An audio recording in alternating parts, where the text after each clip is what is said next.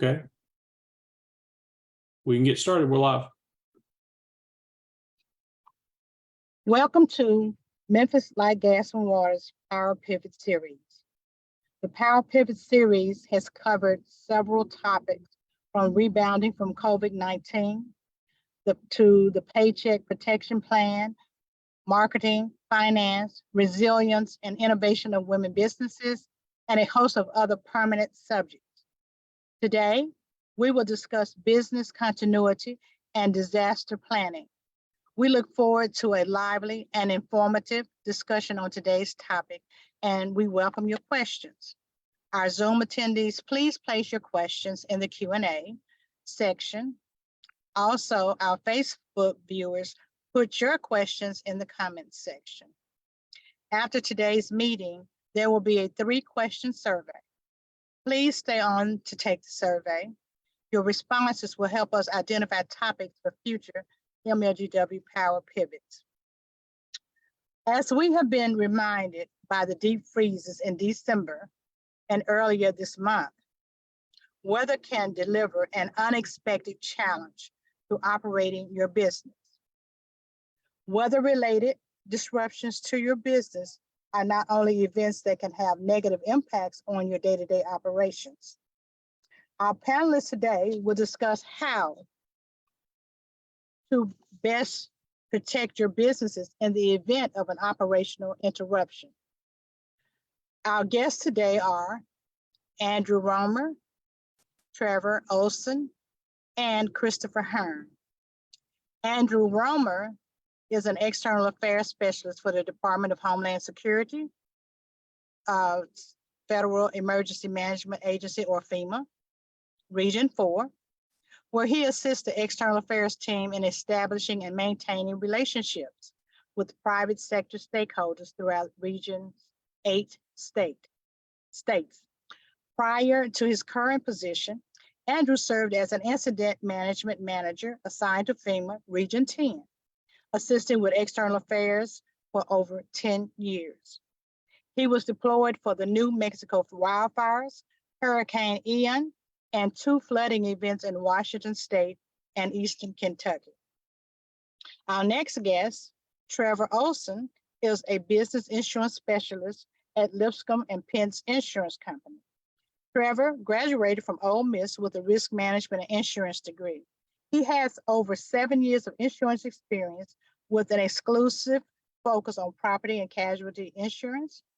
Trevor has been with the Lipscomb Pitts for almost 3 years and has handled a broad array of risk, including manufacturing, contractors, habitational, real estate, and many more. Lipscomb Pitts Insurance is an independent insurance agency established in 1954 that offers comprehensive suite of insurance solutions to protect your business and your life from the unexpected. Our third guest is Christopher Hearn, who is a CPA, and he is the resident partner in charge of the Memphis, Tennessee Office of Banks, Finley, White & Company. Chris has more than 17 years of experience in public accounting, working in various roles at Ernst & Young LLP and KPMG LLP. Chris has extensive experience in working with large multinational organizations to improve the quality of their financial reporting through organizational restructuring, reviewing and implementing new technology, and improving and implementing operational controls within the finance and tax departments. I want to thank each of you all for being here with us today to provide a wealth of information for our viewers. So Andrew, I will start with you. What is the purpose of a business continuity plan, and how can it help to prepare a business for an interruption in business operations? Thank you. Appreciate being here and giving the time. So I kind of want to start off and just kind of give you some perspective of why it's important. So from 1980 to 2019, the U.S. sustained 250 weather events and climate disasters where the overall damage cost reached or exceeded $1 billion each. The total cost for these 250 events exceeded $1.75 trillion. And according to the Red Cross, 15 to 40% of businesses fail following a natural or man-made disaster, and 94% of small business owners believe a disaster could seriously disrupt their businesses within the next 2 years. So investing in preparedness can help your organization keep its doors open during and after a disruption, save your organization money when an event strikes, ensure worker safety, ensure the safety of people you serve and continuity of services to support the people you serve, and allow you to continue to help your community during and after incident. And most of all, important of all, it can help save lives. Okay, so Trevor, you mentioned the devastation and the businesses, that went out of business. Do you have any idea what the turnaround is for some businesses to restore their services or to become, functional again? So a lot of it depends on external factors. So I think the biggest issues that is for a business to get back online is one is if you're, of course, if your facility and equipment are functional as well, but also, cleaning debris off the streets, making sure your employees can get to work and your customers can get there, as well as power is again essential, connectivity, water, all those things are important to be able to get up and running. So does FEMA help them financially to restore themselves? FEMA does not have any financial resources for businesses. Our financial resources are solely focused on individuals. Okay. But the SBA is the one who would have the low interest disaster loans that would be a financial assistance for businesses after a disaster. Oh, okay. So what are the key components of a plan? So there are several key components to a business continuity plan, but I think the first thing you need to do is identify your risks. So to assess your vulnerability incidents, it's useful to identify your most common disasters in the area, and which ones have the most severe impact on your business operations. Consider what to expect for disruption to services and length of restoration, and consider how possibly overlapping disasters might present challenges and affect operations. And look for opportunities to mitigate those hazards. You can take, there's a couple steps you can take. Actually, there's quite a few, but I'll just list a couple. Protect your physical space by making structural upgrades and mitigate the effect of the risks to which you're most susceptible. Again, this might sound basic. I know Trevor's here, but purchasing insurance for your business and make sure it covers all the potential hazards. Some people don't have, like we experienced in Ian, people have flood insurance, but didn't have enough to cover their, interior equipment and stuff. Consider how to fund operations during incidents, create emergency reserve funds. But also key parts of the plan you want to write down and have is essential tasks and activities that you need to keep your business running and provide service to customers. So think about, internal resources that could be allocated to ensure your business maintains critical tasks during disruption. Take time to identify staff that conduct non-essential activities to temporarily support tasks for essential activities. Consider the following points about your business supply chain. Create redundancies in the supply chain by holding extra inventory or making extra space and timelines. Achieve flexibility by standardizing operations and tracking products with technology. Develop relations with friendly businesses so that you can assist each other through supply chain disruptions. And connect with primary and alternative vendors to learn, their continuity plans and their emergency contact information. It's also important to safeguard your critical information. You need to store critical information securely offsite or in the cloud. Back up your data regularly. And once you understand the risk you face, reach out to an IT expert if you don't have one in-house. There are services that provide them to learn more about the impact those risks might have on your IT communications infrastructure. And you definitely need to establish a communication plan. Think about necessary audiences. So your customers, your employees and their families, any news media as well. You might want to design pre-scripted messages for a variety of risks, and develop a plan for an alternative contact center to direct incoming calls and questions from your customers. And the plan needs to enable communications between your business management and your personnel, and ensure remote access to your organization's phone, texting, and social media platforms as well.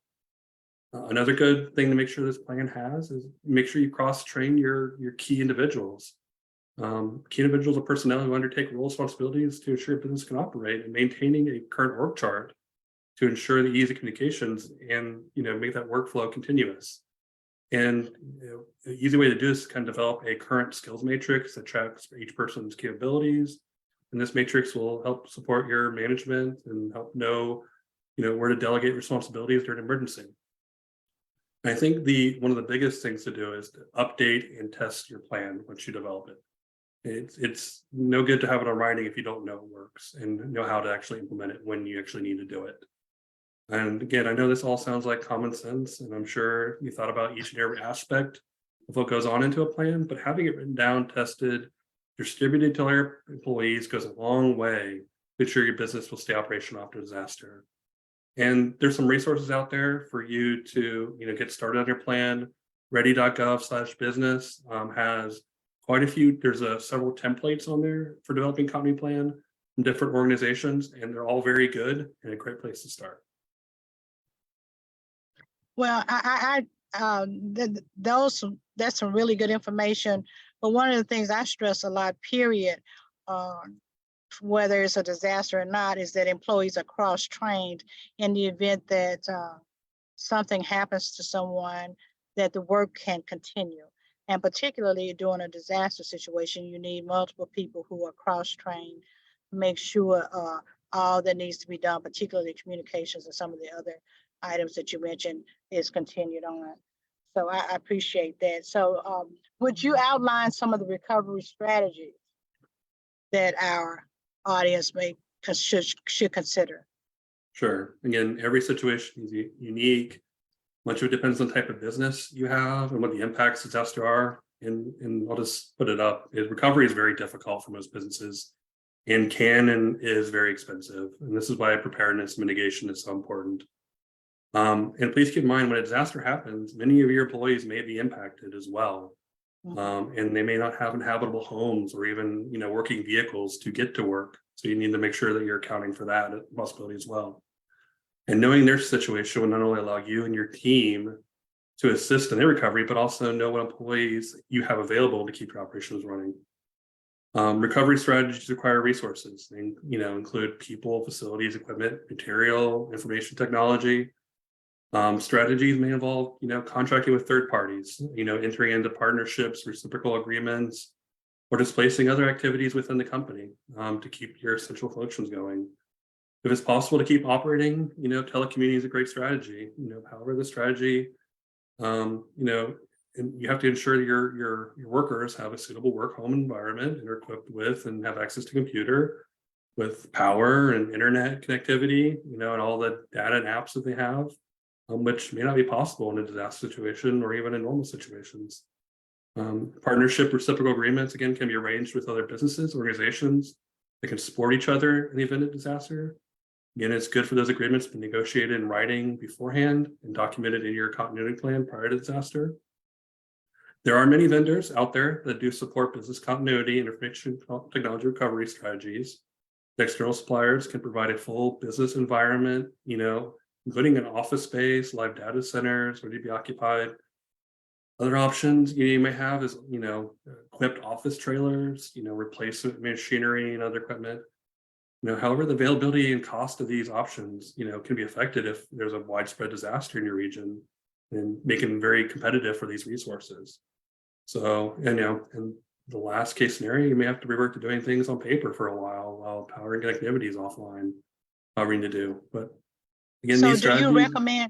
do you recommend companies have generators in the event that they lose power? So it's always a good idea to have a generator. And just to keep, keep your equipment and everything in a environment that is safe. Because if it gets in Tennessee, it can get too hot or it can get too cold, and your equipment can get damaged. So that's always a good thing. And there's also something in Ian, even though they restored power to a lot of these gas stations where they had generators, didn't have connectivity to charge people at the pump. So we had to, so one of the solutions we had to do, we had to get some satellite internet connectivity out there. But those are things you got to think about, when something happens, whether. Okay, I appreciate that information, Andrew. So we're going to move.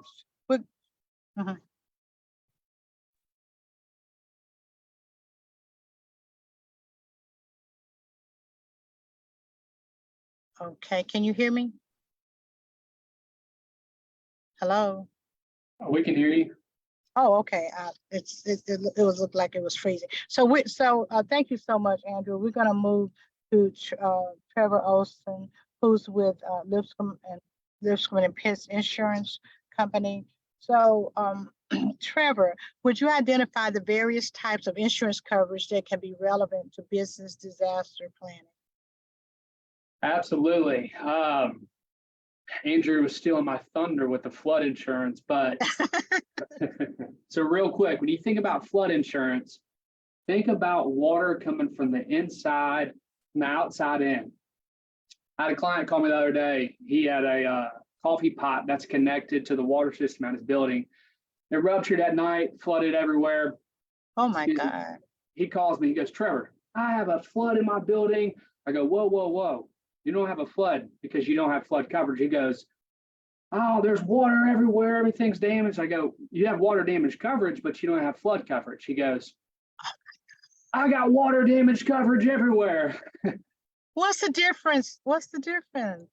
So the difference between flood and water damage, good question. So flood is water coming from the outside in. Water damage is covered by any kind of water from the inside where it comes from, right? So if it's inside the building and sprinkler bust, coffee pot is leaking at night or something like that, that's water damage. If it's a heavy rain or water comes from the outside in, that's considered flood coverage. So you do know, so most people probably don't have the flood coverage, right? A lot of people look at it and say, oh, the bank's not requiring it. I'm not in a flood zone. Why would I spend this money on flood coverage? So you're right. Not a lot of people elect to purchase it, but it's always something that an insurance agent should recommend. Well, Trevor, I'm going to give me some flood insurance. Moving forward, earthquake insurance, Memphis is on the New Madrid fault line, so it's not a matter about if, it's a matter about when, right? Business interruption and extra expense. Think about this as disability insurance for your business. So if you were to have a fire and you couldn't occupy your space and you're losing, gross sales, revenue, or whatever, if you don't have business interruption insurance, you don't have any kind of coverage to come in and make up for those expenses, right? Property insurance, if a fire happens, you want to make sure you have insurance to repair your property. If a tornado rips through the building, you want to make sure you're able to replace your property. Liability insurance, that's an automatic, you should have it.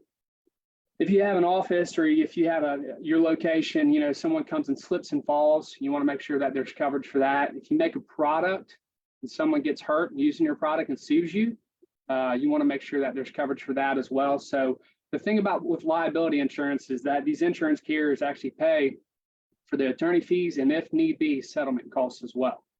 Cyber insurance, this is what we hear all the time. I'm a small business. I don't need cyber insurance. Hackers don't want me. Well, the truth of the matter is that if you have a computer and you have a business, you have a cyber exposure. Cyber insurance covers things like ransomware, data breaches, social engineering, and so on and so forth. Workers' compensation. A lot of people say, oh, I only have 3 employees. Why do I need workers' comp? Well, if you send an employee to go out on a bank run, or let's say they want to go pick up food for the team, and they get in a wreck on the way, the business owner could be liable for those medical costs and those damages associated with that. So that's definitely some core insurance coverages that everybody should consider. Okay, that's some great information. Trevor, I appreciate that. So there were a good number of commercial properties that experienced damages from burst pipes related to the fire protection system during our December 2022 freeze. So would tenants be covered under the landlord's insurance policy? And if not, what types of additional coverage might they need? So if they're covered under the landlord's insurance policy is completely dependent on the lease, okay? Here's what I recommend. Before you sign any contract or any lease, send it to your insurance agent. That way, you can make sure your limits are adequate, your coverage is compliant, and you're really not inheriting anything that you shouldn't be liable for. So for instance, this morning, I was reviewing a lease for a tenant, and in the lease, the landlord was requiring the tenant to be responsible for the earthquake deductible. Oh my gosh, believe it or not, the earthquake deductible is $1.9 million. So if I didn't point that out, that tenant could have signed on for that liability. So I pointed it out to the tenant. They went with the landlord. They requested it be removed, and just so happened that they removed it from the lease. So that's good. An additional coverage, that tenant should have would definitely be contents coverage. For instance, if you grab your office and you turn it upside down, whatever falls out, you want to make sure you have coverage for that. You want to make sure you have your own business income limits. So that way, if a loss were to happen and you couldn't occupy your space and you lose revenue or something like that, then you want to make sure you have coverage for that lost revenue. So. Okay. All right. So are there things within a policy that could end up penalizing a policyholder if they are unaware? Yes. One thing that really sticks out to me, it's very overlooked, is utility services off premise. So what this is the property policy only covers the locations listed in the policy. So if you're a restaurant and something happens to the power lines and you lost power for, let's say, 2 days, you lose all your perishable foods in your freezer because you didn't have any power. You lose revenue because your location can't be open because you don't have any power. If you don't have utility services off premise, that coverage, you don't have any coverage at that point in time. Another one that stands out to me is ordinance and law coverage. Very, very overlooked. So let's say if you had a fire to your location and the city comes out and says, you got to bring this back up to code before you get your certificate of occupancy, right? Well, when you bring it back up to code, you have to make your bathrooms handicap acceptable. You have to implement a sprinkler system and so on and so forth. So if you don't have ordinance and law, the property is going to bring you to pre-loss conditions. So if you don't have any of those items beforehand, then that expense is going to be eaten by the business owner. So ordinance and law is a very, very important coverage. Oh, okay. Thank you for that. So up until now, we've been focused on loss related to physical destruction or damage. What else should our audience be considering? So business continuity plans, it involves insurance, but here's two things that you should think about from a life insurance standpoint. One is going to be Key Man Life Insurance. Key Man Life Insurance is a business buys an insurance policy on a key individual. So whether that's the owner, the CEO, board member, top salesman, whatever. In the event that key man dies, well, the insurance proceeds go to the business and they can pay for things to pay off debts, fund growth opportunities, allow a company to continue operations, go find and hire new talent, and so on and so forth. And another one that comes to mind is a buy-sell agreement. It's also called business continuity agreement. Right? Yes. And ultimately, the general idea behind that is Trevor and Gail get into business together. We have our business buy an insurance policy on me and Gail. And if I were to die, my life insurance policy goes and pays out to buy out my stock. And that way that Gail can run the business 100% by herself and my beneficiaries are paid off. So my kids or whatever it may be. That's some good information. Yes, ma'am. Any questions about any of that? No, basically, you've been very thorough. I appreciate that. Yeah. So now we will go to Christopher Hearn, who's a CPA with Banks, Finley and White. So Chris, are there items in the federal tax code that a business owner should be aware of if there is a loss related to a disaster?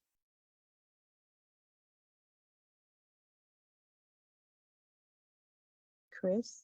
Oh yeah, I'm here. I'm sorry, I was on mute. That's okay.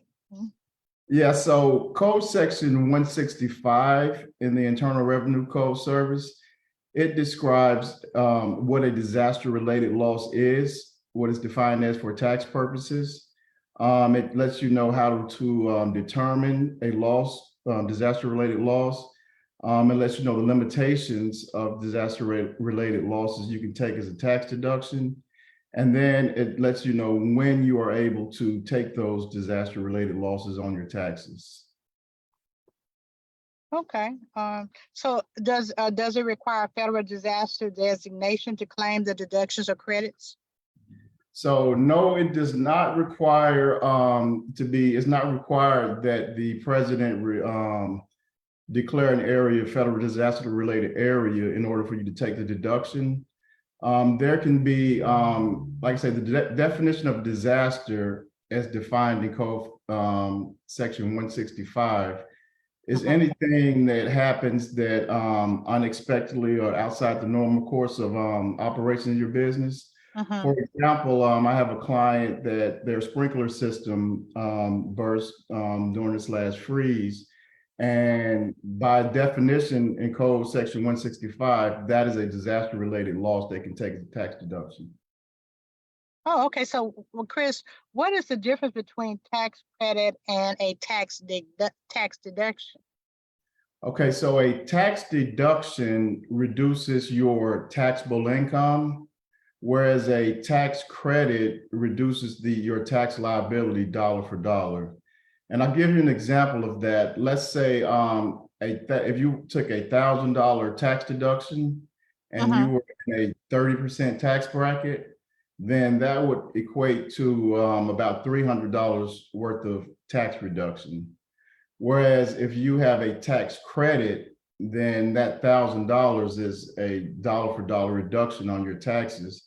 Say if you owe $4,000 with that $1,000 tax credit, it would reduce that liability to $3,000. Okay, so we've talked about some of the federal offers. What does the state offer anything? The state does offer certain tax credits, and they can also, the governor can declare an area, a disaster-related area, and they would offer a tax credit for that. But from a state level, the tax deductions or tax benefits are going to be more along the lines of a tax credit.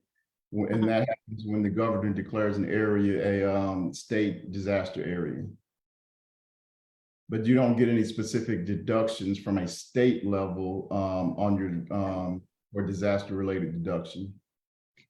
Okay, so based on your years of experience, what recommendations would you make to our audience to help protect their business?